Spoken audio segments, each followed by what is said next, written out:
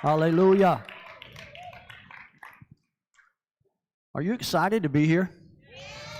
Oh my goodness, today's a great day. Turn me down just a little bit again, if you will. Turn to your neighbor and tell them, I'm so glad to see you. How many of you believe in coincidence? I don't either. I don't believe in coincidence. I don't believe in accidents. I believe that it's divine appointment, and I'm convinced that every Shabbat is indeed a divine appointment. And as I was looking at this particular Torah portion for the last several weeks, I saw some things in this Torah portion that I would dare say will push you to the edge of your traditions. And we're probably going to explode some of the paradigms that have been formed over the years that you've been in the church. And then those of you that came out of the church and are in the Hebrew roots movement who, celebrate the Sabbath, I promise you, you're going to see some things in this Torah portion that more than likely will cause you to look at this particular parsha in a different way than you ever have before. How many of you like to be shaken out of your comfort zone? Oh my goodness. Well, we're living in a season where comfort as we've known it for the last 20 years or longer is no more. And as the days ensue, we're going to see the comfort zone become narrower and constricted until, in order for you to find a comfort zone, you're going to have to be intentional in your relationship with Him, and you're going to have to remain within the confines of the Goshen that Abba has given you. Because if you get outside the boundaries of the Goshen that Abba's given you, you will be in Egypt, and you will be plagued, for lack of a better term. Amen? This Torah portion, again, is one that I don't know how many years I've looked at it, but hundreds of times. And it begins in Exodus chapter 35, verse 1, and runs through chapter 38, verse 20. And the title of it is VaYachel. Say that with me. VaYachel. And there's so many mysteries that are hidden in these Torah portions. In my opinion, I put Psalm 25, verse 2 there, which talks about how it's the glory of Yah to conceal a matter, but it's the obligation of kings to search those things out. And if you're just satisfied, with the ordinary, and a lot of people are, because settling for ordinary means you don't really have to do much. And if you're content with ordinary, that's all you will ever achieve. That's all you ever have. That's all you will ever be. But Abba's looking for a group of individuals that are extraordinary, that are supernatural. That means you're willing to step out of your comfort zone and become those kingly sons who search out the hidden things of the Torah. And there are some riddles that are in this parsha that have to do with the revelation of the body of Messiah, the dwelling place of the King. And if you're willing, we're going to go after those. We're going to pursue them this afternoon. But I want to issue you a word of caution. You need to be careful in admitting that you want to know the hidden things and that you want to search those out. Because if you do attempt to begin to search them out, it's going to change what your traditions have taught you. Are you willing to go there? Well, if you are, we'll begin by looking at the title, VaYachel.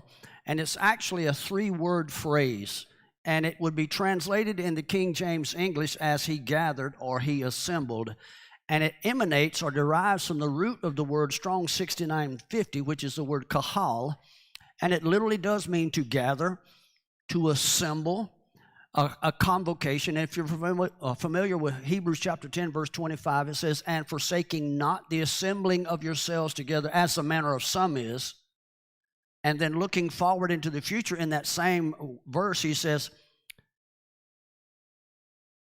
talking about the day that's coming, forsaking not the assembling of yourselves together, and looking at the day that's coming, how much more should we be willing to consider assembling together?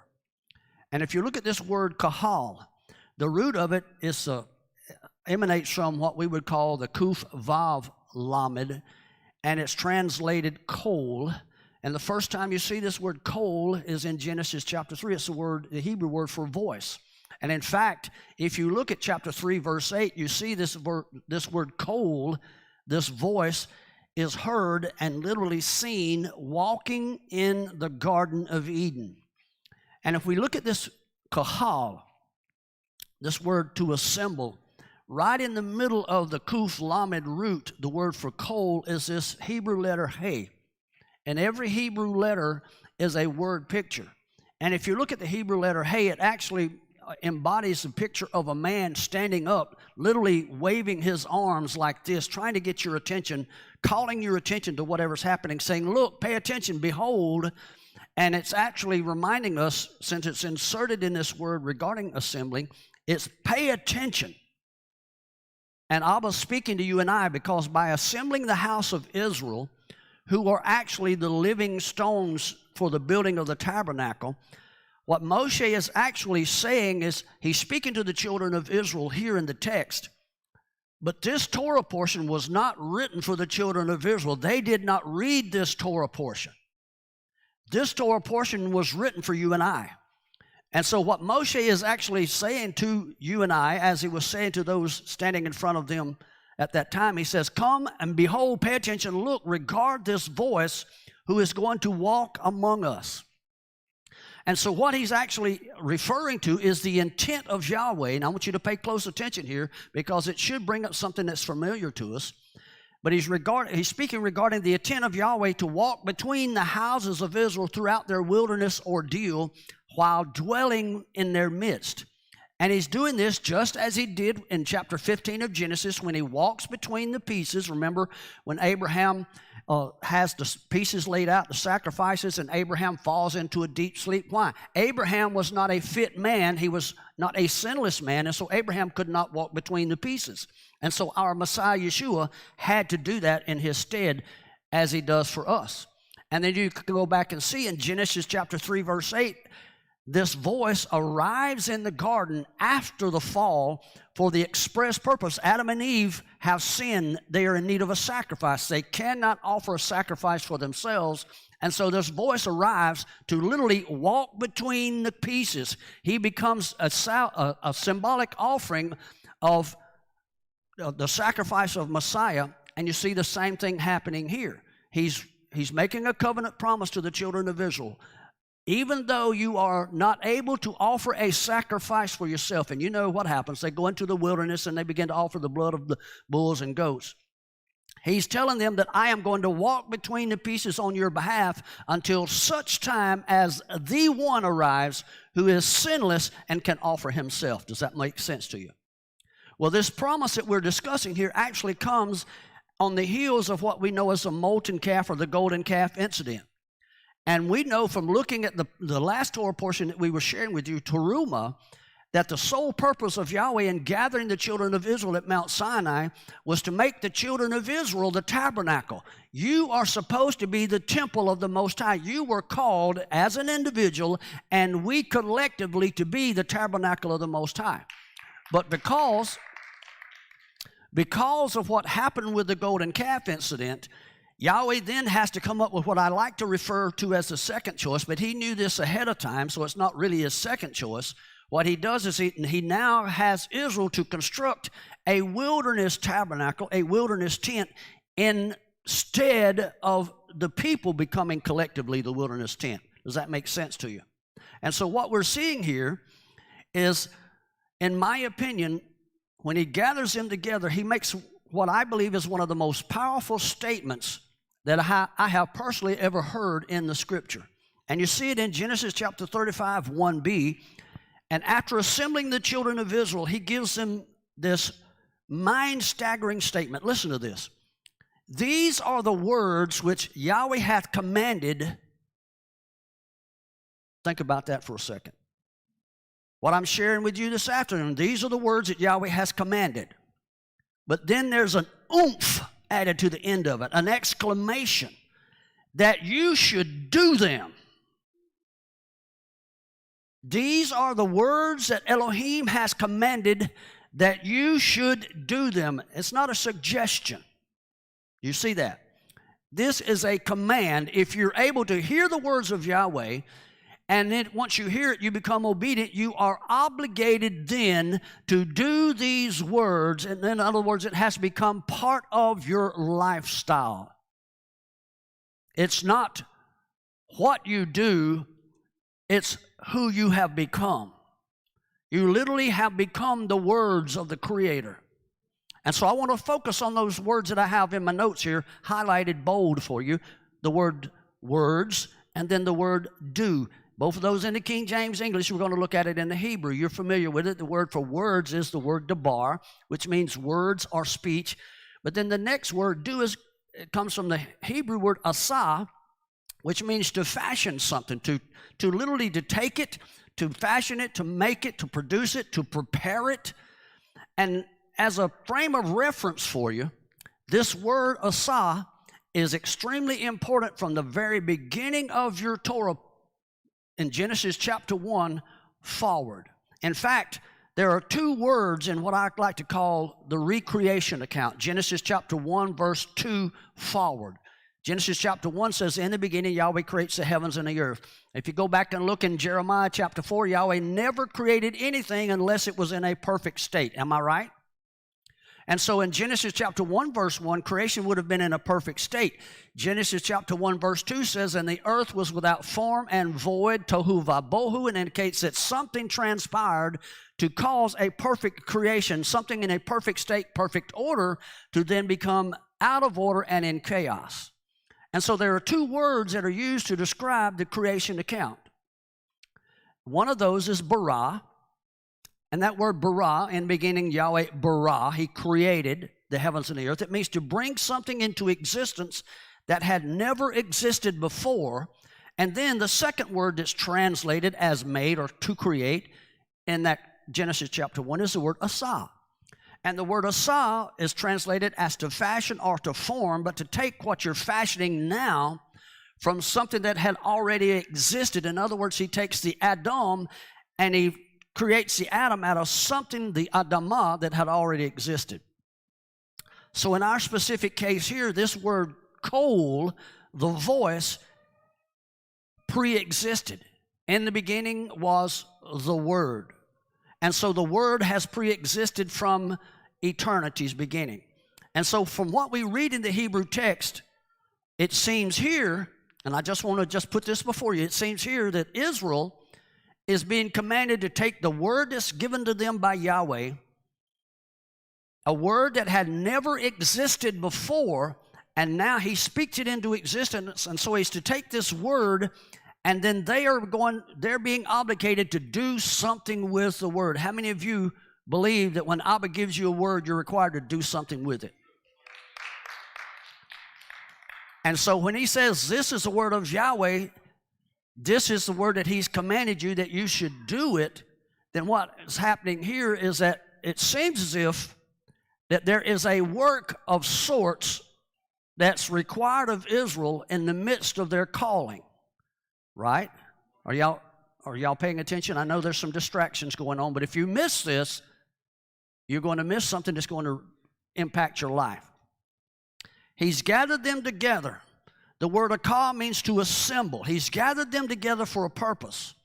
And the purpose is for them to understand that they're to take this word that he's given them, and they're to use that word to fashion and to form it into a tabernacle. We know that he's talking initially here about the wilderness tent, but he's given us the command because you and I are to take his word and to form and fashion this man into the living tabernacle. And if you read this within the context that you see framed here, without going outside the boundaries of Genesis chapter 35, you will not see what I'm about to show you. It seems as if while assembling the children of Israel together, he tells them, here's the words that you're commanded and you're supposed to do them. Then it goes immediately into verse 2, which says some things regarding the Sabbath day, and it details some prohibitions regarding work. And so it seems as if there's something going on here, because if I'm being called together in a corporate body, assembled together for an express purpose, and I'm being given commands, and I'm being told to do something with those commands, and then immediately I'm told, don't do this, don't do any work on the Sabbath, it seems as if there's a disconnect between the two. Does that make sense to you? Or was it just me that saw the flag waving? Let me read this for you. Exodus chapter 35, verse 2 and 3. This follows the assembling of together, telling them you've got work to do. And then he says, wait a minute, 6 days shall work be done, but on the seventh day there shall be unto you an holy day, a Shabbat of rest to Yahweh. Whosoever doth the work therein shall be put to death. You shall kindle no fire throughout your habitations upon the Sabbath day. It seems to me as if I'm missing something here, because this verse 2 and 3 is parenthetically inserted in some discussions about the children of Israel being gathered together right in the middle of 14 chapters that deal with building the tabernacle. He said, no, you can't do any work. And so I thought, maybe we need to go back and understand this. If you will, there's an indisputable link between the construction of the tabernacle here and this creation account that we've been talking about. If you go back and look at the frame of reference regarding the two, go back and look at Genesis chapter 1 and Genesis chapter 2, and then look here in Exodus regarding the creation, if you will, of the tabernacle. They are both contextually related in the Hebrew language, and both reveal temple construction and creation language. What's happening here in chapter 35 is the same kind of language that was used in Genesis chapter 1 and Genesis chapter 2. It's all about taking the word of Yahweh and saying, let there be, and taking the word of Yahweh and forming it and fashioning it into shape. Does that make sense to you? I have for your benefit several verses here. You can see the contrast between the two, and you can see how they are linked. Genesis 1:31. Elohim saw everything that he made, and behold, it was very good. And Moshe saw all the work, and behold, they had done it. In other words, according to what Yahweh had told them, and Yahweh or Moshe blessed them. The heavens and the earth were finished, and all the hosts of them. Thus all the work of the tabernacle was finished, and the people did according to all that Moshe commanded them. And there's several other verses here. Genesis chapter 2, verse 2, chapter 40 of Exodus, verse 33. Genesis 2, verse 3, Exodus 39, verse 43. So there's some connections here regarding temple language, creation language, that are knitting these two parshas together. Does that make sense to you? Now, if you remember when we were talking to you a couple of weeks ago, during the portion that we looked at called Teruma, we saw that the wilderness tabernacle became the vehicle of choice after the the calf incident. Remember that? And how the wilderness tabernacle was actually laid out in the form of a man. And the reason it was laid out in the form of a man was because the wilderness tabernacle was designed to represent the Adam in his fallen carnal condition. Now, some may take exception to that. But if you go back and study the wilderness tabernacle, it represents a man that had death working in him, because everything about the wilderness tabernacle had to do with the shedding of blood, death. All of the animals that were brought in, it represented death working in this tabernacle, and the need for a sinless offering of a man. The blood of the bulls and goats were supposed to suffice until a perfect sinless man would arrive on the scene. And so until this perfect sinless man arrived, the wilderness tabernacle was on display to remind us that we were in a carnal, temporary vessel. That's why I shared with you this before. That's why we celebrate Sukkot. Sukkot reminds us that at one time we dwelled in booths. We were nomadic. We're led to believe that that's the simple meaning. We were nomadic. We lived in temporary vessels, but that's not the true hidden meaning of Sukkot. Sukkot's to remind you, this is the temporary vessel I dwell in. And there's going to come a day when I will no longer dwell in a carnal, fleshly, dying vessel where death works in it. There's going to come a day when I will see the demonstration of the majesty of my King working in this body, and there will be a transformation. This will become an eternal living tabernacle. Does that make sense?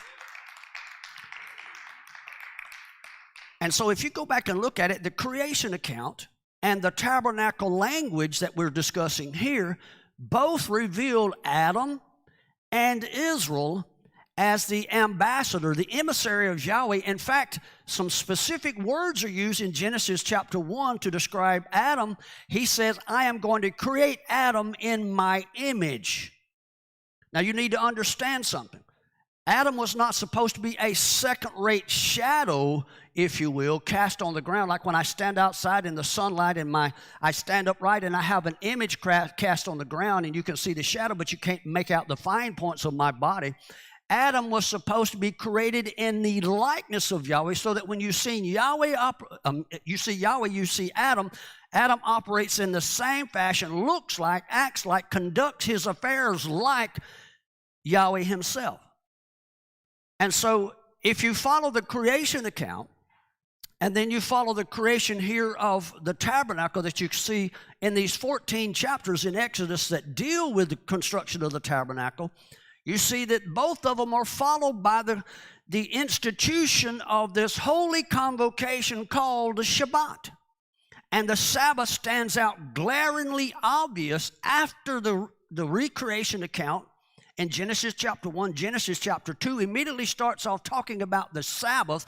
The Sabbath becomes the pinnacle of creation then. And then when you study the tabernacle in Exodus chapter 35, immediately you see talking about gathering the assembly together for the purpose of commanding and for hearing the commandments of Yahweh and doing them. He immediately goes into talking about the Sabbath. And so there's a direct relation between the two. And it tells you that both the tabernacle and Israel are supposed to be the dwelling place, and that we're supposed to be connected somehow. We are, the purpose of our convening or coming together in this holy convocation is supposed to be revealed somehow in this institution called the Sabbath. And I know we've quoted the commandments, remember the Sabbath day to keep it holy. Everybody's familiar with that. But do we really understand the purpose of Sabbath? Because the Sabbath was created for man and not man for the Sabbath. And so we have to go back and look at how that likeness of the man, the first Adam and the tabernacle, and yet also Israel. I want you to remember Israel and the tabernacle are kind of intertwined together here. And so both Adam and Israel and the wilderness tabernacle were supposed to function as the dwelling place of Yahweh. And so if we are to function as the dwelling place, then it seems as if there's certain responsibilities and certain characteristics that would be central to our understanding who we are and what our purpose is. Why do we come together on the Sabbath? Well, we come together to worship God. If I asked you that, I probably would get several basic generic answers. Why do we celebrate the Sabbath? Well, the commandments tell us to. Well, let me just go back and reiterate the first instance of the Sabbath being instituted. Let's read first Genesis chapter 1, verses 27 through 29, and show you what Yahweh says as he creates the first tabernacle, which is Adam. Adam became the first dwelling place. Are you with me still? And Elohim said, let us make man in our image, after our likeness, and let them have dominion. So something regarding the Shabbat should have to do with dominion. Let us have dominion over the fish of the sea, and over the fowl of the air, and over the cattle, and over all the earth, and over every creeping thing that creepeth upon the earth. And so, based on that, Yahweh created man in his own image. And listen to this. He's emphasizing this more than one occasion. So when he emphasizes something, you need to pay attention. So Elohim created man in his own image. In the image, there it is again, Elohim created him. How did he create him? Male and female created he them. And Elohim blessed them, and he said unto them, listen to me, how many of you believe that you've been blessed by the Creator? Come on, I want to see your hands. You believe you've been blessed? Well, blessing comes with conditions. And blessing comes with orders. In other words, you've been brought to the mountain, you're assembled together, and these are the words that he has commanded that you should do them. And so it goes all the way back to the first time that he spoke regarding the creating of his dwelling place, and he said, be fruitful, multiply, replenish, subdue, and have dominion. Are you listening to me? And then he tells you over what and over whom. And so for your benefit, I highlighted the 5 foregoing words: fruitful, multiply, replenish, subdue, and have dominion. And if you look at those, there's a progressive or a maturation type state that exists. You're fruitful. I have the ability to receive seed, and so I can become fruitful. And if I'm fruitful, then I multiply. And if I'm fruitful and multiplying, then I will replenish. Why would I replenishing? Because there was something that was there that had been fruitful before that's now gone, and so I need to replenish it. And if I'm fruitful and multiply and replenishing, then I have an addition to that mandate, and that is subdue. And then subduing something goes even further, because I can't let my foot up off the neck of the enemy. I have to continue to exercise dominion. These are kingdom, creation, tabernacle, temple orders and instructions. This is temple vernacular. Does that make sense to you? And so it becomes apparent that the purpose of Elohim in creating both the man and the dwelling place, the tabernacle, here in Exodus 35, in his image, would somehow be demonstrated in their ability to become fruitful, multiply, subdue, exercise dominion in his stead. And so the purpose of Adam being created initially was to make sure that the kingdom operated the way that he wanted it to, that Yahweh himself wanted it to. Then you fast forward to Israel. Israel was supposed to be the tabernacle of Yahweh. The golden calf incident takes place, and so they had to settle, if you will, and be satisfied with a temporary vessel called the wilderness tent. Nonetheless, that wilderness tent should have enabled the children of Israel to be fruitful and multiply, to replenish, to subdue, and have dominion over all of the enemies of creation while they were in the wilderness. Does that make sense to you? But in each case, after giving those mandates to Adam, be fruitful, multiply, replenish, subdue, and have dominion, and then talking about creating the tabernacle and telling them, this is the words that I'm giving you, you should do them, echoed here. Immediately on the heels of that, you have the institution of the Shabbat that follows each. If Yahweh tells me to take care of kingdom business and then tells me don't do anything, there's a contradiction. Am I missing this, or is it just me? So I need to find out exactly what I'm supposed to do and what I'm not supposed to do. Maybe my traditions have been wrong. Don't you start that car and travel on the Shabbat, because it's an internal, I almost said eternal, internal combustion engine. And when you turn it, there's a spark and you've created a fire. Come on now. And so, for the sake of argument, let's consider the need for the above. Based on the creation account, it becomes, in my opinion, easily understandable that creation had experienced a rebellion that changed the natural order. Genesis 1, everything's created in a perfect condition. Genesis 1 verse 2, things are in a chaotic state. Something happened, and you go back and read Isaiah 14, you can go back and read Ezekiel 28, you can find out what we refer to as the Luciferic rebellion. Something had changed the natural order of Yahweh's perfect creation.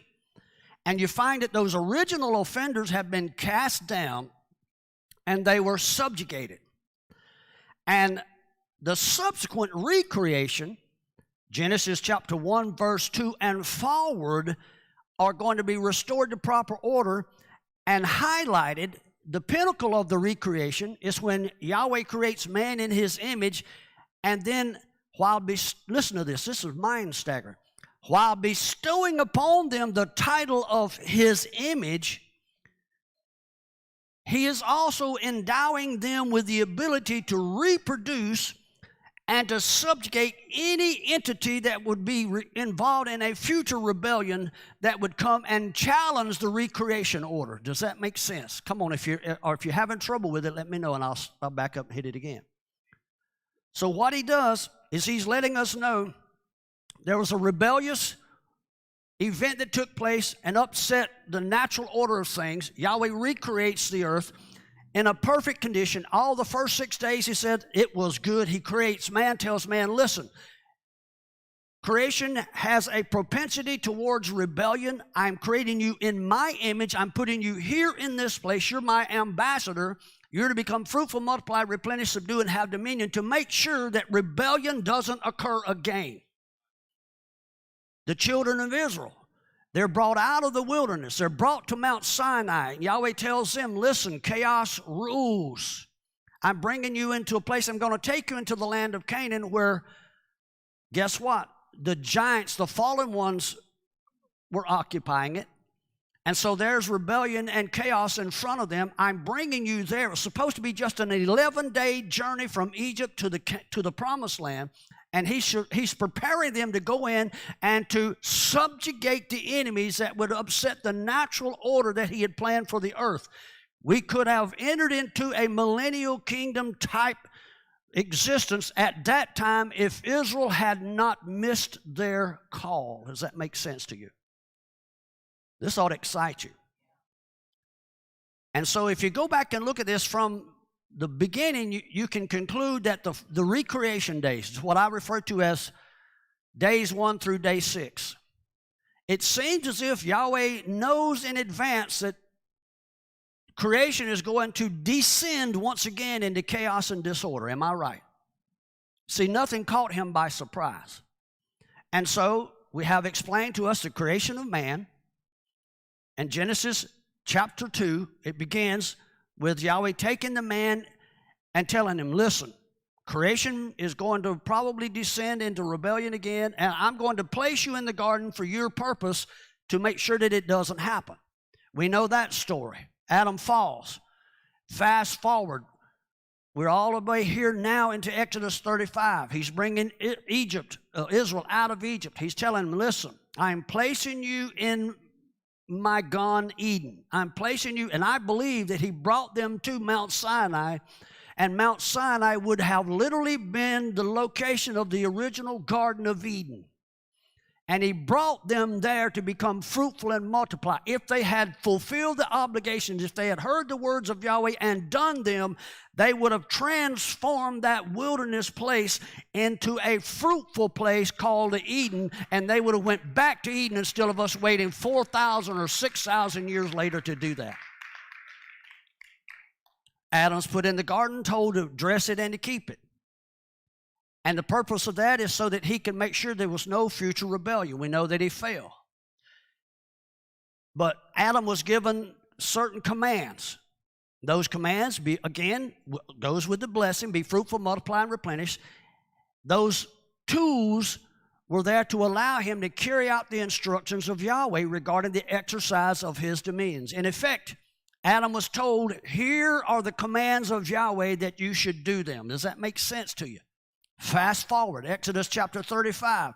Moshe gathers the children of Israel. Literally what Moshe is doing, Moshe is almost the same as taking the man and forming him once again in the place of Yahweh. He's forming Israel just like Yahweh would have in the garden. And Israel collectively are being allowed to stand in the place of Yahweh. They're being allowed to bring the tabernacle man together and form that tabernacle man like Adam was formed. And they're being told, these are the words of Yahweh, do them. Why do I need to do the words of Yahweh? To make sure that we don't have any more rebellion and chaos that would upset the order that Yahweh has in the earth. How many of you are exercising the words of Yahweh? Come on. Fast forward to our portion. As we've shown earlier, Moshe kahals, he summons, he convokes the assembling of Israel together in order to Shema, to hear the same Edenic tabernacle commands given to Adam, namely, expressly, to hear the words and do them, or you could say it this way, to dress it and to keep it. And then if you follow the pattern here in Exodus 35, once more, you see that there's the Sabbath work prohibitions, and it's almost as if there's a contradiction. Wait a minute, you hear the words of Yahweh and you're told to do them, and then you're told don't do any work. And there's just 2 verses, verse 2 and 3, that has to do with work prohibitions, and then it goes into further detail, and it almost seems as if it's just kind of idly thrust in there. And I've got news for you. If you don't see these kinds of things, and when you see them, go back and look and see if it fits the context, then you've done yourself a disjustice, and you'll be suffering at the hands of traditions down through the years, and you will find yourself on the Shabbat in a constricted place where you cannot really truly enjoy the Sabbath the way that Yahweh designed it, and you will not be able to be a kingdom image man who administers the rules and the government of the kingdom if you don't understand the proper kind of restrictions. Are you listening to me? Is it possible that we may have been sold a bill of goods regarding strictly limiting Shabbat work? And maybe there was an intent there to redirect us. And if you don't think so, let me remind you of what happened to our Messiah. Yeshua was sorely attacked and castigated. In fact, the reason that they had a public, quote-unquote, legal, not lawful, legal reason to execute him was because of what he did on the Shabbat. Are you listening to me? Let me just make this declaration. I made this declaration close to 20 years ago. In the days in front of you, it's going to become illegal again for you to celebrate the Sabbath, especially if you heed the commands of Yahweh and do them on the Shabbat. Now let me remind you, context is everything. And for us to understand what Moshe is saying here in VaYachel regarding the assembling, now that word assemble can mean to gather, to put something together, and it's talking specifically about Israel and the Shabbat, then we need to go back and look at both of these from the place that they're first used. So let's examine the idea of the Shabbat. Why was there a need for a Sabbath?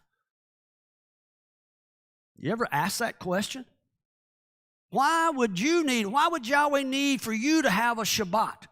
Well, we've already talked about it. So that you could be fruitful and multiply and replenish and then subdue and have dominion. Let me ask you this. How many Sabbaths have you spent being fruitful and multiplying, replenishing, subduing, and having dominion? Come on, let's just be honest. And so let's go back and look. Let's go back and look at the preceding 6 days of creation. Each one of those are described consistently. Go back and look at it for yourself. Day 1 through 6 is described as, and the evening and the morning were. Day 1 through day 6. But it's interesting. Regarding the Shabbat, that's commonly referred to as the seventh day, we get the word 7 from the root of the word Sheva, Shavua.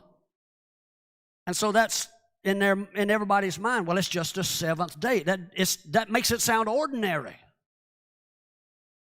In Genesis 2, it records the seventh day as having no evening or no morning. Every other previous 6 days had an evening and a morning, but not regarding the seventh day. And so the seventh day becomes a day without a genealogy, no beginning or no end. Does that make sense to you? We're not told exactly when it began. And listen to this, just as important, you're not told that the Sabbath has ended. And so the seventh day becomes a different segment of time than the previous days. And as such, without a beginning or an ending, the seventh day actually initiates a Melchizedek order. Why? Because Melchizedek had no genealogy. He had no beginning, and there was no record of his genealogy. And so the Sabbath and the Melchizedek priesthood began their birth together. Does that make sense to you? Listen to me. This is temple language. This is temple construction language that you see back here in Genesis chapter 1 and 2. And it's talking about the Sabbath being eternal and the Melchizedek order being eternal, because neither of them have a beginning and an end. And so what's happening here is that this temple language consigns you and I to an eternal priesthood without a beginning or an end. And in fact, if you want to argue this point, I challenge you to go back, because Genesis chapter 2 and verse 3 begins with not only the institution of the Sabbath and the fact that Elohim ceased from his work, But then it begins to talk about how he creates the place to put the man, and he forms man in chapter 2, verse 7, and there's no record of a differentiation between that seventh day and an additional day. So what happens in Genesis chapter 2 is taking place on the Shabbat. Oh, I don't know if I believe this. Wait a minute. I'm putting you in the garden to dress it and to keep it. I'm giving you these commands that you should do them.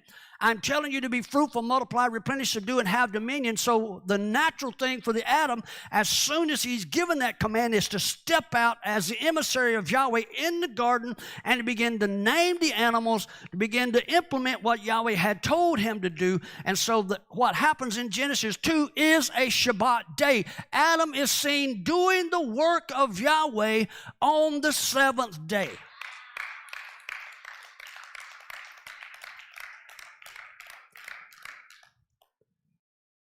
It literally, go back and read this. Genesis 2 reveals Adam literally fulfilling the above 5 steps, being fruitful, multiplying, replenishing, subduing, and having dominion. Why? How? Because he's demonstrating proper kingdom management, proper administration of kingdom authority.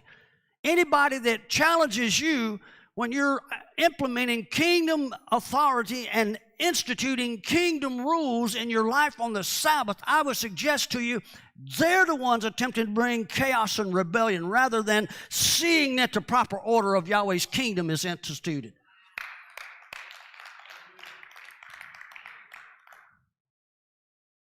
Sabbath has no beginning, no end. I believe that the Shabbat, and I'm going to explain this because some of you are going to be scratching your head, the Sabbath was intended as an eternal day in which Yahweh could rest from his work. Well, there you go. He rested from his work. Wait a second. You're just looking at work here from a Western mindset. He's actually ceasing from his work of recreation. Why was he recreating things? Because chaos and order had ensued. When he recreates it, there's no chaos and no order. And so to stop chaos from coming back, from rebellion, from starting again, he creates this man and he sticks this man here to operate in his stead. He's ceasing putting down rebellion. Why? Because I have a man who's operating in my image and in my stead. He's subduing and having dominion. I've ceased from that. I need a man who's capable of standing up and taking care of the Father's business. That's the kingdom. That's what listen to me, we're being taught and trained for that now. Like it or not, in the days ahead, you're going to be facing some of the most rebellious entities that the world has ever seen. It's going to be vomited out, and you're going to be challenged with putting down that rebellion. And I've said this for years, the church, if you'll allow me to use that term, the church is not going to leave out of here and step into the millennial kingdom, if you'll allow that term, because I'm going to show you the millennial kingdom has never stopped. We're not going to leave out of here weak and beaten down and frail and timid. We're going to leave out of here. We're not going to leave hair nor hoof behind us. We're going to leave out of here not being frail, not weak, not beaten down. We're going to leave out of here powerful and the force that the rebellious ones must reckon with. I'm telling you. Like the example of the tabernacle here, this is mind-staggering. The Sabbath was both blessed and sanctified. Now, I want to remind you once again, I won't argue with you, the wilderness tent was temporary. We understand that. We've already talked about it. Why? Because it was laid out in the form of this carnal, fleshly man. But the living stones tabernacle, do me a favor, raise your index finger high, turn around and point at your neighbor and tell them you're one of the living stones. This living stones tabernacle is designed to live eternally. And the Sabbath also was designed to last eternally. Now, we don't know how long, how much time ensued from the time of Adam's fall, from the time Adam was created until the fall. But we do know that since the records began there, after the fall of Adam, there's been somewhere around 6,000 years. And if what I'm telling you is the truth, I'm convinced we are still in the Sabbath day. Oh, I don't know if I believe that. I don't know if I understand that. I'm going to show you why. Can you hold on? Before we get into that, we need to look back at this term blessing. Can y'all hold on? I'm not even halfway through. Can y'all hold on? Let's look at the term for blessing. The reason you need to understand the term for blessing is because it carries with it. I don't just arbitrarily bless you. If you, again, will allow me, I'm standing in the stead of the Creator. I'm just not arbitrarily going to bless you, bless your darling heart. Because, listen to me carefully, blessing comes with condition. That should give you a little shalom, Shepherd John. Because blessing carries the ideal, listen to me, blessing carries the ideal of both relationship and the ability to carry out a specific function that goes with standing in that relationship. And so Yahweh just not going to bless anybody. Are you hearing me? Now the word sanctified implies that I understand now that I have a responsibility because of the relationship that I have with Him. And I also have the responsibility to carry out the function, but now I'm sanctified, and that word sanctifies implies that I have been set aside so that I can carry out the function and the task. I'm not set aside, sanctified, so that I can become pickled and fermented and sit on the shelf and not do anything. Are you hearing me? The Sabbath is set aside and set apart from all the other days in three distinct ways. Number one, Yahweh ceases from His creative work. Number two, it is blessed. Number three, it is sanctified. Again, let's look at the word blessed. It comes from the Hebrew word barak, which means to bless. But you need to remember, listen to me carefully here. As with all the other creation days, what is being blessed is tied to its function. In other words, I'm blessed in order to carry out a specific function. Now, if I don't have the ability to carry out that function, I'm not going to be blessed. If I do have the ability and I refuse to carry out that function, then that doesn't mean Yahweh has to continue to bless me. Does that make sense to you? I'm blessed for a purpose. That's sobering. I'm blessed for a purpose. I'm blessed in order to be fruitful and multiply. In fact, blessing is contingent upon, and it also allows for fruitfulness. In other words, if we believe Yahweh has blessed us, there's no way that I cannot become fruitful.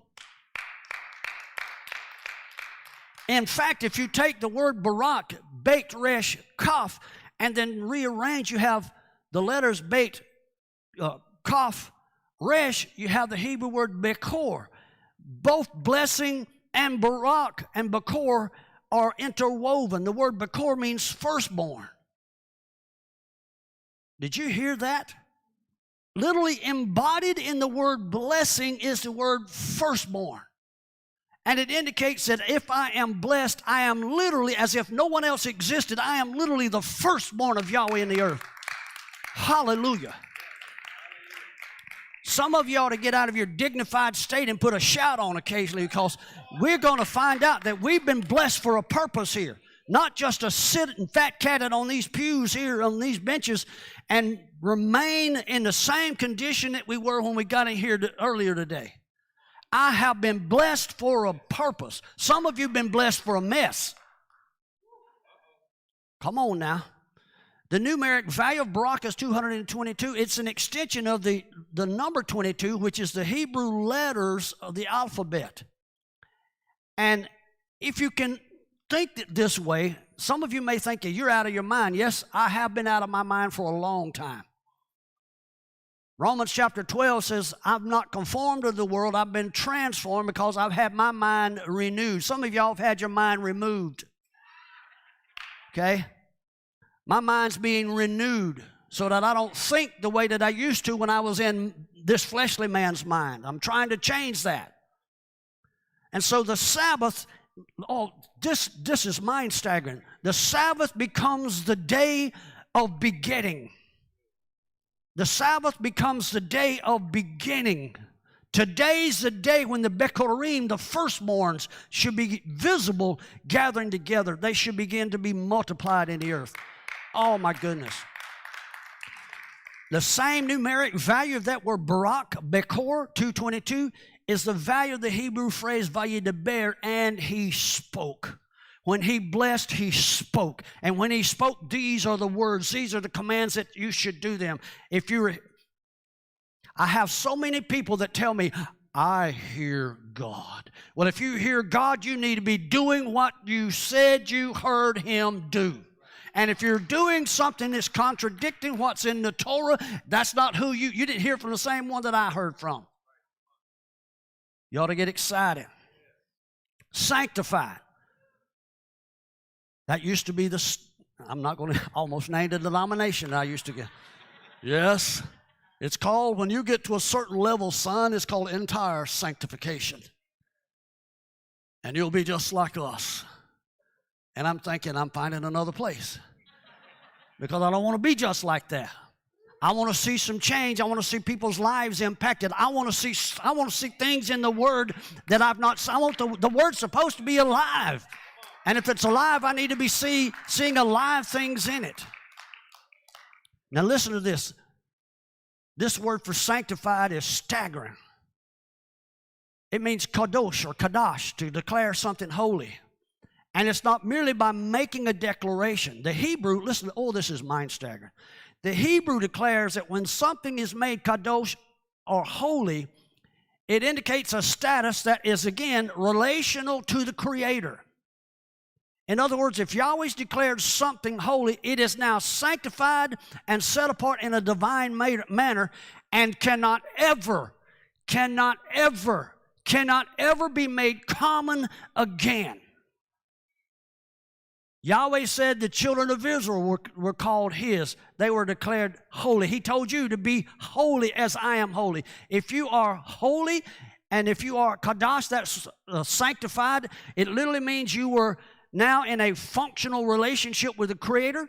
You can never be called common again.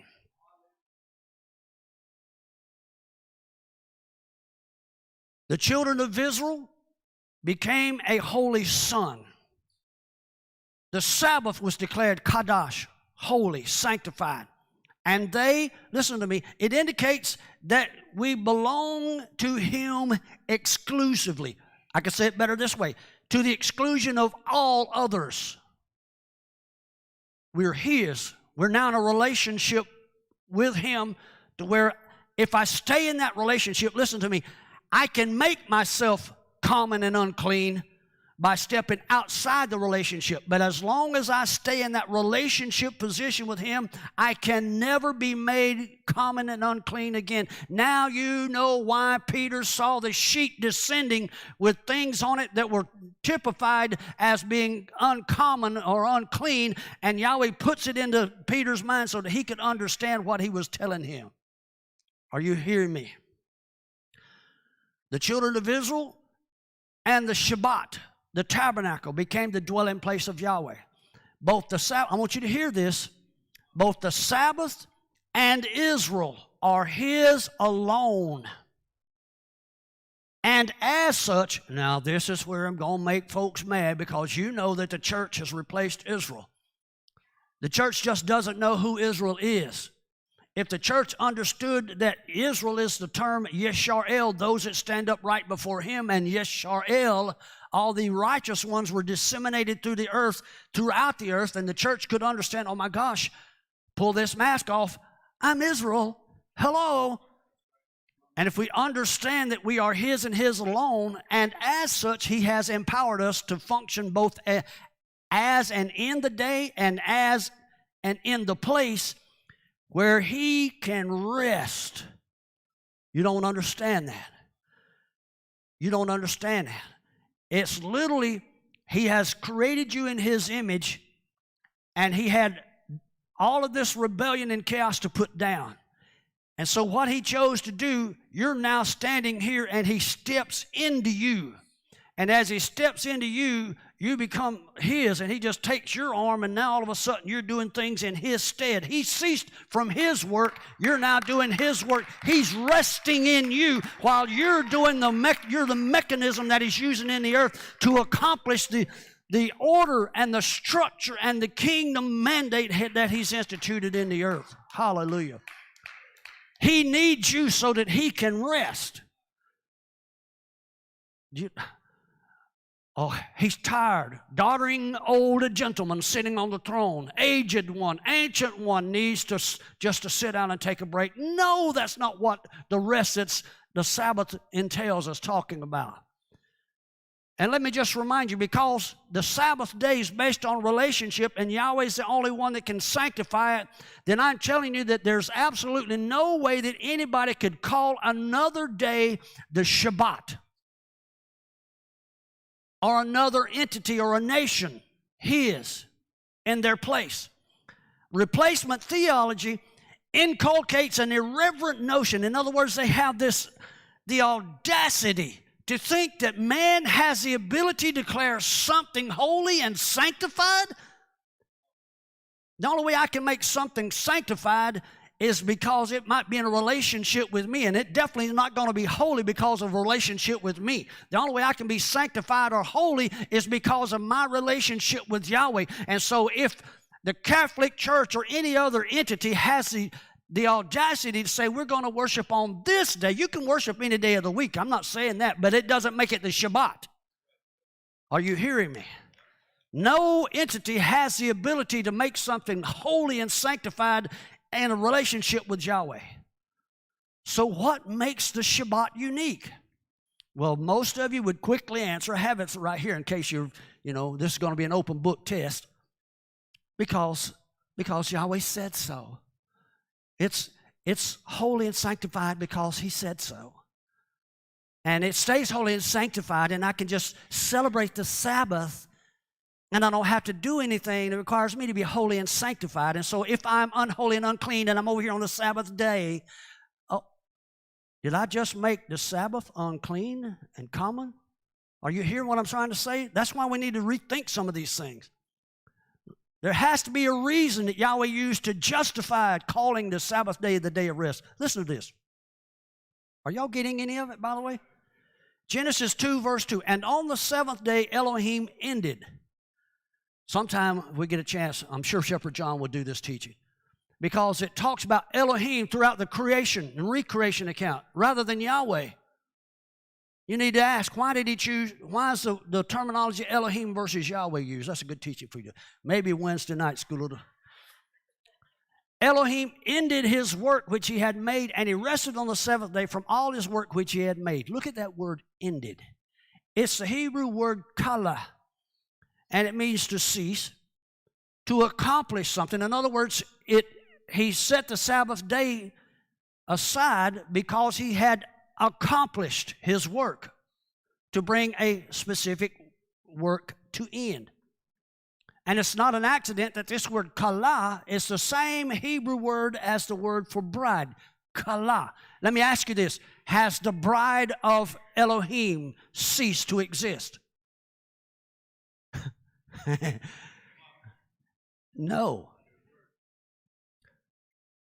Perhaps there was something else intended here when it was translated into the King James English. And maybe it was hidden here in order to propagate a different agenda than what Yahweh intended. Now let me go back. If you recall, early on we established that the recreation account, Genesis chapter 1 all the way up to Genesis chapter 2, it came about as a means to reestablish divine order out of what was waste and desolate after that rebellion.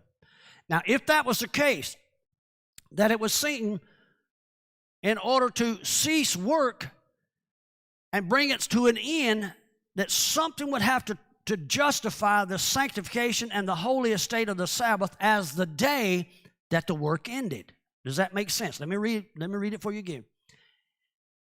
If the Sabbath was instituted after the rebellion, it would seem that something had to cease work, had to cease and be brought to its end in order to justify setting apart the seventh day and sanctifying it and making it holy, right? Because that's the day that seemingly work ended. And so I set it apart. Why? Because the work ended. Okay? And so let me ask you this. Was it Yahweh's work in general that ended? Or was it a specific labor that had ended and not the entirety of his work? It doesn't take a rocket science to understand that if it was the entirety of his work that had ended, poof, you're no longer here. Nothing exists. Are you listening to me? And even science acknowledges today that our universe is continually expanding. And when Yahweh says, let there be, light continues. Light never ceases moving. And so if he had ceased creating, light would have ceased. Are you listening to me? So what could this have been that ceased, and how does it relate to the prohibition of work on the Sabbath here in our Parsha? Well, the Septuagint, you see it LXX, offers the Greek word for kala, synteleo, ended. And if you examine each of those words, the word kala and this Greek word synteleo, the central idea of both those two words is not the end of all activity. Rather, it's the conclusion of a specific intent. I came here today with a specific intent of sharing this word with you. If my work cease, then I will just fall back here and lay down and rest for the rest of the day. That's the mindset of creating the Sabbath. I do nothing else. But I am ceasing this specific intent in about another 3 hours delivering this word. And after that, I will help put up the sound equipment. I will get my family taken care of. We will go home, and we will still continue to do something until the sundown this evening. Does that make sense to you? Not all of my work ceased, but just what I had a specific intent for. And in our present case, the specific intent of work that had ceased was in relation to the former 6 days. And what was the purpose of the former 6 days of recreation? To reestablish order out of chaos. And then as soon as order is established out of chaos, man was given the above blessing mandate as it related to those previous 6 days, and he was empowered to accomplish the kingdom principles on the Sabbath day. He was empowered to do that. Why would I be empowered to do something if I'm not supposed to work? Well, then I need to find out what work really is. Again, the Western mindset. We need to go back and look at what really constitutes. You turned the light on, Miss Jean. You broke the Sabbath. Being facetious here. Let me ask you this. Yahweh ceased from his work. There's nothing in chapter 2 to tell us that the Sabbath ended in the formation of man's body. Now, Yahweh's specific. If Yahweh had wanted you to know that he never did anything else after the chapter 2, verse 2 or 3, then he would have said, listen, verse 4, and the 8th day began, and I created new beginnings. I created the Adam and formed his body. But it doesn't tell you that. Elohim worked by creating the Adam and forming his body. Are you hearing me?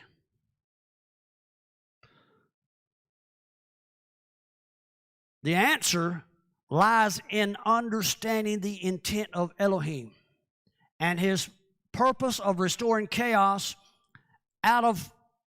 restoring order out of chaos, and to launch a new period, a day called the Shabbat, wherein no chaos or rebellion could exist, called the Sabbath. And what he intended for the Sabbath came to fulfillment and completion, and now they, man and the Sabbath, together begin a new period of holiness reflected in a temple tabernacle type setting. They became the image of an eternal dwelling place wherein Elohim would be worshiped in an orderly, structured fashion without chaos and rebellion. Let me remind you of the immortal words of our Messiah on the execution stake. It is synteleo. It is kala. That word for finish there is teleho, and it comes from the same root as that word synteleo. And I have to ask you this then. If Yahweh's work ended on the Sabbath day, based on our understanding of that word kala or synteleo in the Greek Septuagint, then if Yeshua says his work was finished, brought to an end, and he never did anything else, was it a specific work that took place on the execution stake that ended while his eternal work would continue, or did all of his work end there? See, it doesn't take a rocket scientist to figure this stuff out. You just got to go back and say, I was fed a line of stuff, and I need to go back and rethink some of this. I don't know if I believe you yet. Let me just give you another verse. Hebrews chapter 8, verse 8. For finding fault with them, Yahweh speaking, he saith, behold, the days come, saith Yahweh. That's just in case you think that I was attributing that to someone else. Jeremiah chapter 31 reiterates this. The days come, saith Yahweh, when I will make a new covenant with the house of Israel and with the house of Judah. Isn't it interesting? That phrase, I will make, is that same Greek word synteleo. And so I have to ask you a question. Did the first covenant end, or was the purpose for it or its intent brought to a completion? Are you hearing me? Are you seeing the direction I'm going with this? You need to understand these things, because Yahweh's covenant did not end. In fact, the only thing that changed was that he would, instead of writing it on tablets of stone, Jeremiah 31, I believe, says that he's going to write it in the fleshly tablets of your heart. The covenant didn't change. It was just that the intent for that time changed, ended. See, it's not hard to see this. Let me throw this out. Psalm 90 verse 4. I don't know if I'm going to get through. 2 Peter 3:8. Both declare, two witnesses certifying the truth. 1,000 years is as a day. And so if we seven the Sabbath, which has no beginning or end, is it possible that maybe we're looking at a prophetic timetable regarding the tenure of man as the image of Elohim in the earth? Let me share this. You and I have been taught, go back in Genesis chapter 6, verse 3, we've been taught that man's days are numbered at 120 years, right? And we've said we'll multiply 120 times 50, a Jubilee season, and give us 6,000 years. 6,000 years for man to reign in the earth in this fleshly condition. But what if we've been missing the prophetic message of the Sabbath, and that what he's actually telling us, since the Sabbath is eternal and doesn't end, you think the prophetic message of the Sabbath would be that there's going to be a spiritual man that would rule the earth as the image or in the image of Elohim for eternity, rather than just 6,000 years. Suppose, listen to me carefully, because we've been talking about the creation and recreation account of day 1 through 6. A day is as 1,000 years, 1,000 years as a day. Suppose those 6,000 years leading us into what everybody's anticipating as the seventh or Sabbath millennium. Suppose those 6,000 years are a dress rehearsal of the first 6 days of creation, when the chaos and rebellion is about to be put down. At the end of this 6,000 years, there's a Shabbat day, and there's going to be an Adam, a tabernacle fit for the dwelling place of Yahweh, raised up in his image, who will make sure that there's no rebellion and no chaos. Are you listening to what I'm trying to tell you? The last Adam and the living stones tabernacle are once again redefined in the Sabbath day. You were blessed, and you were sanctified for the Sabbath day. And you have a function. What's your function? Conjunction, junction. Are you listening? Let me ask you this. If that's the case, is there not going to be any work done during the Sabbath millennium that everybody commonly calls the Sabbath millennium?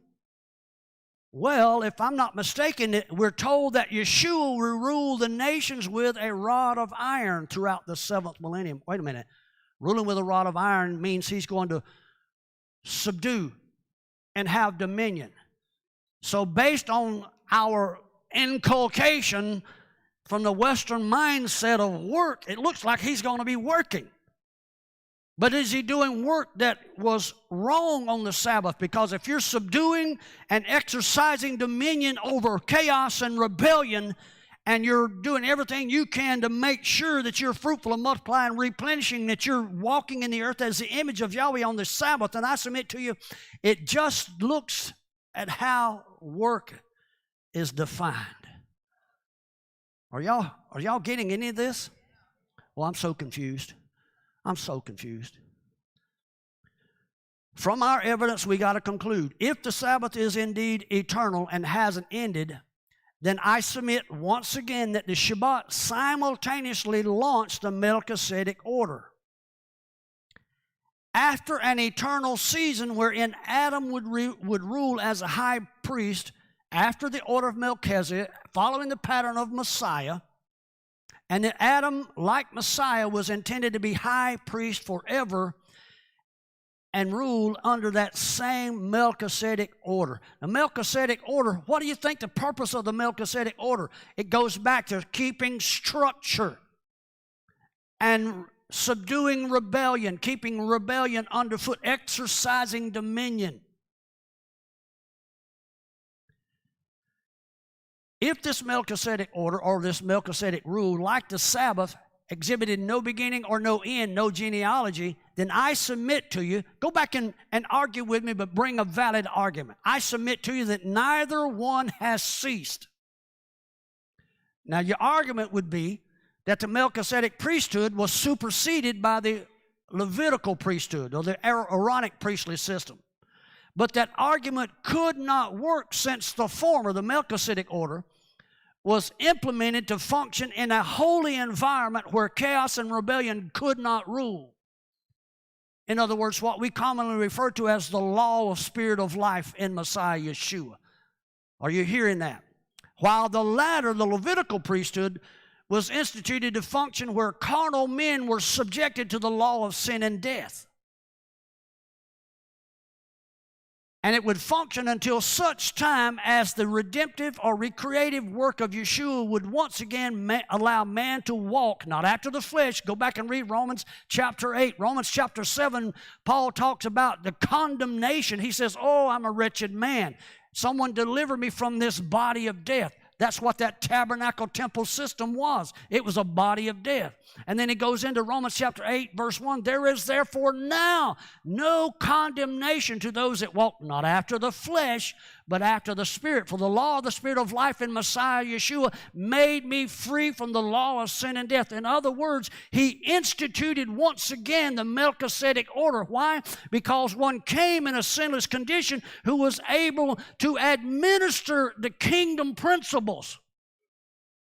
As long as there was no one to administer kingdom principles, the Levitical order had its purpose. Yet death still worked in it. And rebellion and chaos still had its way in the earth. Are you seeing the pattern here? My goodness. That's exciting to me. So, can I ask you this question? I keep picking on Miss Jean. This time I'll ask Tim. Do you think that the law of the Spirit of life would determine what kind of work we could do on the Shabbat? Don't answer that, unless you want to come up and get the note. It would seem to me that both the Sabbath and the Melchizedek order are predicated on the blessing and sanctified declared in Genesis chapter 2. Would you agree? And also that man, who is the image of Elohim, should engage himself in administering the law of the Spirit of life, much like Yahweh himself, Elohim himself. Elohim administered the law of the Spirit of life, and yet he disengaged him after the 6 days of restoring creation. He disengaged himself from that, from establishing that again, and allowed the Adam to step in there and become the one that would implement it. Yet Elohim continued to maintain his rule over and his participation in his completed work. Can y'all see it? Let me go back. I'll start at the beginning. Did y'all get any of that? It's my opinion that both the Sabbath, or neither the Sabbath or the Melchizedek order, was ever superseded by any means. Eden was the idyllic place for the intent of Elohim and his man Adam to manifest. This order that was established at the end of the Shabbat was interrupted once again until the coming of a last Adam. Listen to me careful. Because the last Adam, when he came, he opened up the door through the Melchizedek priesthood that would enable us to return to an eternal Sabbath found only in Eden. And you and I are going to return to Eden again. This is the truth. If you go back and look at, everybody's talking about, we got to make teshuvah, and we look at it as making a return. But if you look at the root of it, it's the root of Shabbat. You're going to return to the Shabbat in Eden. Why? Because it is a holy, sanctified place, and it's the place where blessing resides, and it's the place that Yahweh created you to stand in his place as his image in the earth. And so both the Sabbath and the Melchizedek order, listen to me carefully, they have both always existed, never been superseded. They have always existed in their pure, holy, and sanctified forms, ever waiting for those who would walk, not after the flesh, but after the Spirit. If there had been a man capable of walking in the earth after the Spirit from the fall of Adam forward, you would have never seen the Levitical priesthood. Israel was brought to Mount Sinai and given the opportunity to walk, not after the flesh, but after the Spirit. But they chose, by implementing their worship with that of the golden calf, they chose to allow the law of sin and death to again operate in them. So order was abrogated, chaos began to rule, and so Yahweh had to put it off until such time as a man would come who had no sin in him, and that man would then reinstitute, if you will, reinvigorate, if you will, the image of Yahweh in the earth, allowing you and I to stand in the stead of Yahweh, knowing that we are not condemned anymore by the law of sin and death. We have been set free. We can walk according to the law of the Spirit of life in Messiah Yeshua. We have the ability to stand as Yahweh's image in the earth, and the Sabbath was created for us to demonstrate that. And listen to me, it's not just a one-day week. The Sabbath was a day established that has never ended, so you should be doing it all week long. But it should culminate, it should be impregnated in you, and you should birth it out on the Shabbat. Hallelujah. Yeshua and he alone could properly administer the Sabbath and the Melchizedek order. Remember, the Sabbath was made for man and not man for the Sabbath. Look at these words, made and man. In the Greek language, the word made is genomechi, and it means to come into being, to pass, to be ordained. Listen to this. But it also can indicate to be married. The root of that in the Septuagint is related to the Hebrew word hayah, which means to be, to exist forever. It comes from the root hava, which means to breathe, to exist from the breath of the Creator. And it's seen, that word hayah or hava is seen throughout the recreation account and the Chronicles of Eden there as well. The word for man in the Greek language, anthropos, and it's related to the Hebrew word Adam. And so it's my opinion that the Sabbath, listen to me, this blew my mind. I'm taking dictation. When Yahweh's given me this, and I'm taking this dictation. If I could take credit for this, I would be out selling this tomorrow. Are you hearing me? Without his anointing, I'm as dumb as a busted rock.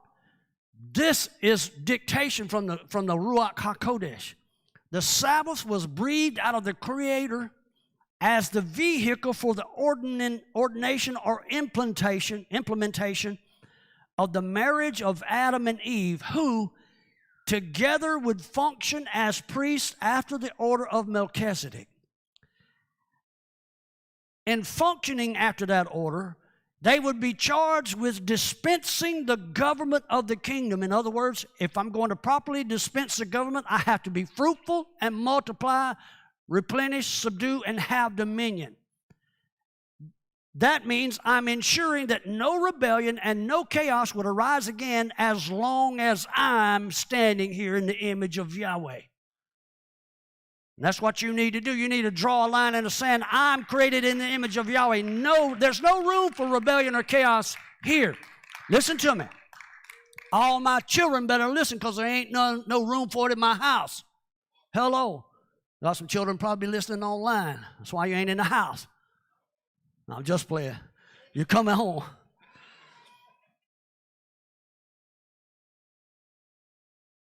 After the fall, neither the Sabbath nor the Melchizedek order were done away with. Listen to me carefully here.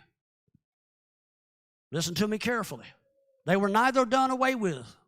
However, both the Sabbath and the Melchizedek priesthood did lack a man. They both needed a man to officiate and conduct the affairs of the kingdom.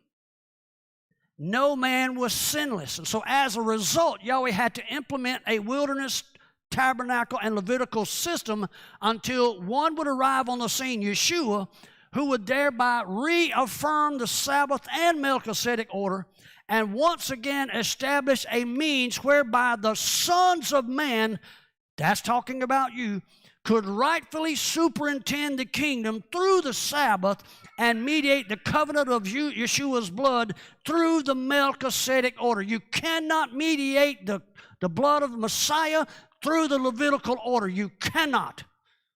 You cannot. They will not function together. Oh, I don't know if I believe that. I'm glad you said that. It would seem consistent with the work of Yeshua that was shown on the Sabbath. Remember, the fourth commandment states, Exodus 20, verse 8, remember the Sabbath day to keep it holy. Well, the way that we look at that word for remember is we recall something that happened in the past. But the word for remember there, translated as mark for memorial, is also the Hebrew word, or a Hebrew word for a man, in particular a circumcised man.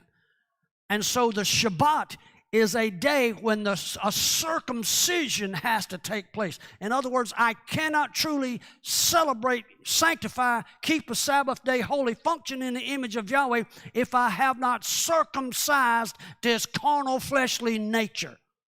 And so if I want to remember the Shabbat day to keep it holy, then I need to walk according to the law of the Spirit of life in Yeshua, our Messiah, and not according to the carnal laws of sin and death. I am a circumcised man in the heart. Say amen. If you go back and read Exodus 20, verse 8, remember the Sabbath day to keep it holy, it's immediately followed by a reference to the 6 days of creation. Immediately. Putting emphasis to what I've been telling you. 6 days we shall you labor and do all your work. But the seventh day is a Sabbath to Elohim. In it shall you not do any work, you, your son, your daughter, your maidservant, manservant, your cattle, nor your stranger that's within your gates. Once again, we have a conundrum. I'm told that I'm supposed to be part of the Sabbath, be in His image, but now I'm told that I can't, not only can I not work, but nothing in my house. Does it sound like I'm preaching a contradictory message? Does this mean that all work is prohibited? Again, that word for holy, kadash, indicates to consecrate. Listen to me. If y'all ain't up out of your seats, we're going to go for another half hour. When I finish this, if you ain't up out of your seat, listen to this.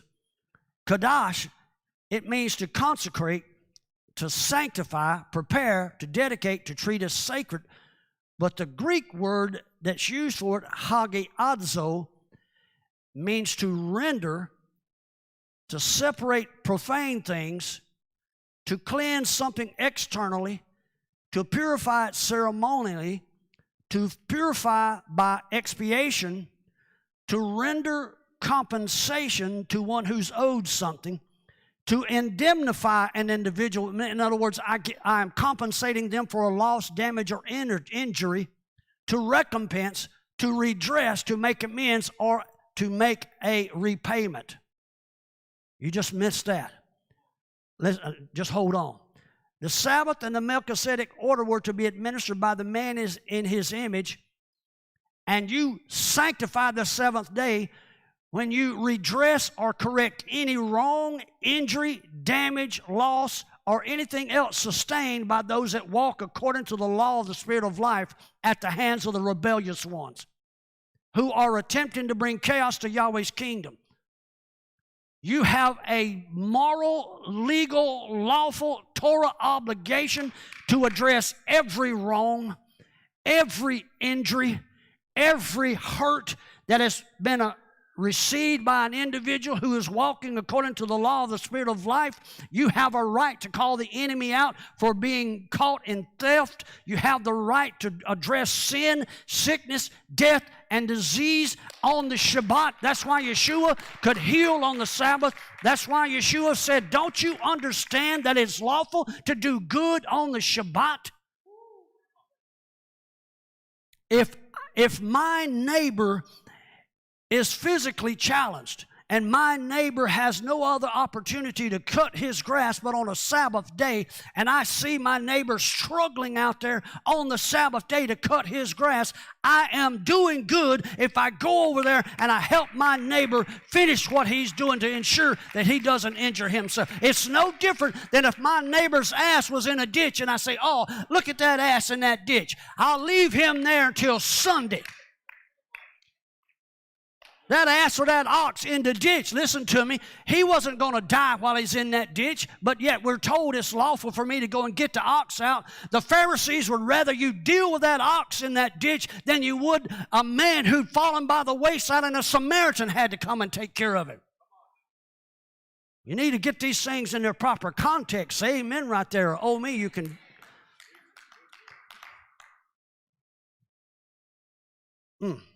I'll preach myself happy. You can see this in Luke chapter 4, 18. You need to, for the sake of argument, you need to go back and read Isaiah 61, which is where Luke 4:18 is taken from. I'm just going to read you a little bit of it. The Spirit of Yahweh is upon me. This is Yeshua speaking. Because he hath anointed me to preach the gospel. I believe this would have been on a Shabbat. He has sent me to heal the brokenhearted, to preach deliverance to the captives, recovering of sight to the blind, to set at liberty them that are bruised, to preach the acceptable year of Yahweh. This is the work that should be done on Shabbat. But what about Exodus 35, verse 2? 6 days shall work be done, but on the seventh day there shall be to you a holy day, a Shabbat of rest. Whoever does work therein shall be put to death. So I need to know these things because the Pharisees in the group might decide to kill me. Any work that exalts the flesh, the carnal man, and normal eating is not exalting the flesh. Notice I clarified that, normal eating. Anything that exalts the flesh, which is emblematic of the Genesis 3 rebellion and counterproductive to the intent of the Sabbath rest, brings one back under the law of sin and death, and that's what Moshe's talking about. When it talks about 6 days work being done, but on the seventh day you rest, anybody that does anything contrary to the Sabbath day work that was required on the Sabbath goes back under the law of sin and death, and that's the individual that's going to die. That's what he's alluding to. I don't know if I believe you. Context is the principal rule in interpreting Scripture. I've got 5 or 6 slides if you can hold on. The last several chapters of Exodus and the preceding ones of Exodus all deal with building the tabernacle. There's a transition that occurs after the golden calf incident, which was a pattern of the fleshly man. This event, go back and read it, go back and put it in its proper context. Exodus 35, 1 through 3 is not in chronological order. This occurs after Moshe brings Yahweh's instructions down the mountain and before work starts on the tabernacle. And so what's being told the children of Israel is all tabernacle work. See, they're being told, let's build this tabernacle, get all the stuff. Here's the materials. He said, wait. We're not going to work on the tabernacle on the Shabbat. Why? Because the tabernacle represented this carnal fleshly man. I will do nothing that exalts his carnal fleshly man on the Shabbat. But yet the Levites could function in their place inside the tabernacle on the Sabbath. Anything that would exalt Yahweh or lead to worship of Yahweh could be venerated on the Shabbat. Can you see the difference between the two?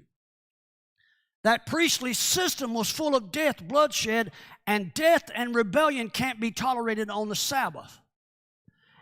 In addition, one of the most infamous of all Sabbath prohibitions, and you can see it, I could give you some stories, is kindling a fire on Shabbat. And that's followed right here. You see this in this particular verse.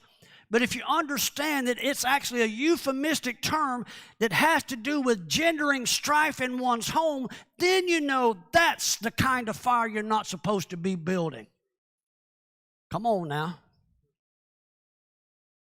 Matthew chapter 12, verse 1 through 12, Yeshua examines this very topic, and he says it's lawful to do well on the Shabbat. I'm going to be making people mad, but I'll just look you straight in the eye and tell you I don't care. For us today, stopping to purchase a meal to feed my children is not breaking Shabbat. If I can pull an animal out of a pit on the Sabbath day, then why can't I feed and warm my children? If the Levitical system allowed the priest, verse 5, go back and look, to profane the Sabbath, verse 5 of Matthew 12, according to rabbinic law, by taking care of the necessary obligations to the tabernacle man, they were just taking care of the natural obligations, the necessary things to take care of the fleshly carnal man. If they could take care of the necessary things for that fleshly carnal man, why can't I take care of the necessary things for this fleshly carnal man? It represented our fleshly body, and we are a kingdom of priests after an even higher order. Then why would we suffer the bondage of a former system to enslave us to a dead work? The Son of Man is Lord even of the Sabbath day. That word Lord there is Kyros. And it's translated, listen to this, we're getting ready to close. I've got a couple more if y'all can hold on. Give me 3 minutes. It means having the power to decide, the possessor, the sovereign one. It hints at one who possesses the power to determine what is suitable to the Sabbath and of releasing him and others from its obligations. Did you hear that? That's why Yeshua made the Pharisees and the religious ones of his day insane. They had so many fences built around the true heart's intent of the Shabbat that you could not worship Yahweh properly, and Yeshua was the possessor of the Sabbath. He had the right to restore it to its proper intent and to release you from the obligations to a dead work so that you could exemplify Yahweh in the earth and carry out the necessary functions to release people from captivity. This is what those that were created in his image were first charged with doing with the creation of the Sabbath. This is why the law of the Spirit of life has made me free from the law of sin and death. I am no longer obligated to it. I have been released and set free. And in conclusion, one more thing to add to it. When you want to look about the eternal temple or tabernacle that's going to be built, there's only one prophet that spoke towards it at length, and that was Ezekiel. And his prophetic writings reveal the living stone's tabernacle as the temple of Yahweh. And it's interesting because it says that the Son of Man is Lord of the Sabbath, right? And people will say, well, that's talking specifically about Yeshua. But Ezekiel is referred to as the Son of Man over 90 times in an allegorical perspective regarding the coming institution of the living stone's tabernacle and the restoration of the tabernacle man who will be built out of the outcasts of Israel, and you will collectively serve in his image in the capacity of Son of Man, and you're going to reveal the image of Yahweh in the earth, and you will once again be fruitful, multiply, you will replenish, and you will exercise dominion in his stead one last time. I am crucified with Messiah. Nevertheless I live, yet not I, but as Messiah lives in me. And the life I live now in this flesh, I live by faith in the Son of Yahweh, who loved me and he gave himself for me. Shabbat shalom. Hallelujah. Hallelujah.